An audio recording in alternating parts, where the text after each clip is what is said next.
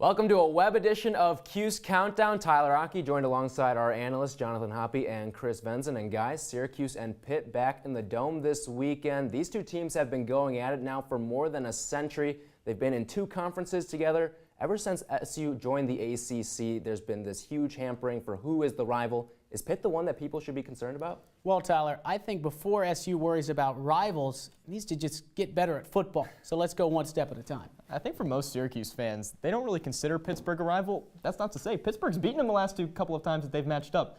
I just don't think it's much of a rivalry at this point. All right, well, let's rewind to last week. NC State bullied that SU offensive line all game long, and Dino Babers not very happy with his team's physicality against the Wolfpack. Once again, I think that when you look at that football team, NC State, very physical, very strong in their front seven. The job that their offensive line did on our defensive line to rush for the yards that they rushed for was absolutely amazing. And once again, fourth, fifth year guys, been around a long time. My hat goes off to Coach Doran. I mean, that was a physical football team, and they deserved the victory. They beat us physically. So good luck to those guys.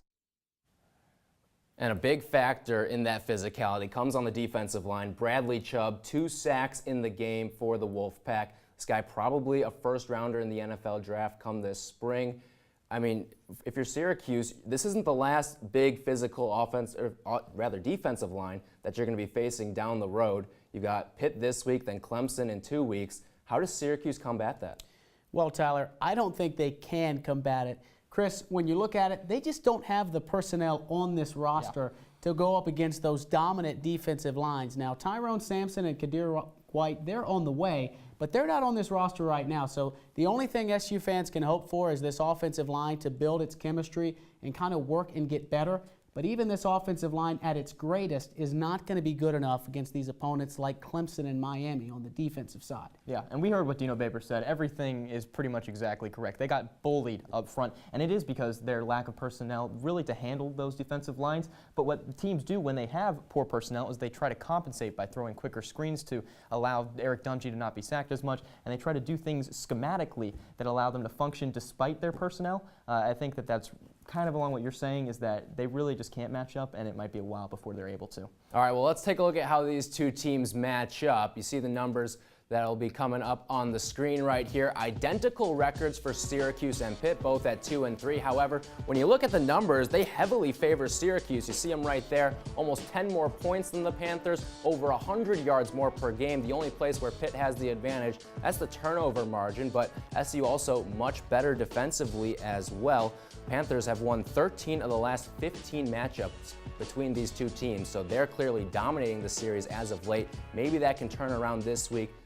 Jonathon, I'll start with you. What does Syracuse need to do to buck this recent trend of Panther success? Well, to buck this trend, they've got to start fast. Chris, what if I told you that Dungey's first pass in the past 2 games have been interceptions? You can't have that from Dungey. In fact, it's not him that's struggling in the first half. It's not just him. It's the entire team. Syracuse is scoring 41 points in the second half of the past 2 games, just 10 points in the first half. In order to right the ship here and collect a win, they need to start fast. The key for me, Hoppe, is to stop the run. Syracuse hasn't held an opponent under 100 yards in any game this season, and really, Pittsburgh relies on that run. They're one of the few teams in the ACC that actually runs the ball more than they pass it. I'd take my chances with Max Browning. He hasn't been starting for many games, and what Syracuse did against LSU is they forced LSU to be one-dimensional, and they hung around to that game longer than anybody really expected. I think if they do the same thing against Pittsburgh, they could definitely have a chance. All right, well, we'll snake it around right here. Chris, I'll start with you. Does Syracuse stop the run and stop the Panthers' winning streak? Not really. I think that it's 31-24 Pitt in this one. Everything really leads me to believe Syracuse is going to come out with this one. They have a better quarterback, but these teams are both really mirror images in the sense that they've struggled to rush the passer and they struggle to run the ball. But I've been so wrong the past couple of times we've done this. I'm going against my gut. It really just feels like, Syracuse has failed to live up to expectations time and again this season. I don't expect them to do it against Pittsburgh on Saturday. Well, Chris, I think you're a little desperate. All right, you're going to get one, but it's not going to be here. SU wins this one 45-42. When you look at it, they're pretty similar in terms of their roster and their skill set. So it all comes down to the quarterback play. Eric Dungey, he's just a better quarterback than Max Brown. for that, I think he takes over the game. Now, they're only going to win by 3. It's going to be a close game, but Eric Dungey is the difference in this one. I think he starts fast, as I said, and because of that, Tyler, I think they're going to win this one. Brown is completing 70% of his passes. Just let the record show. Well, Better he quarterback. played very poorly against Rice, so let's not get carried away. Or sorry, very good, but poorly in basically every other game. All right, so some discrepancy at the desk between our two analysts. For Chris Venzon and Jonathon Hoppe, I'm Tyler Hockey. Be sure to follow us on Twitter at CitrusTV Sports and find us online at citrustv.com. Syracuse and Pitt this Saturday inside the Dome. Thanks for watching and enjoy the game.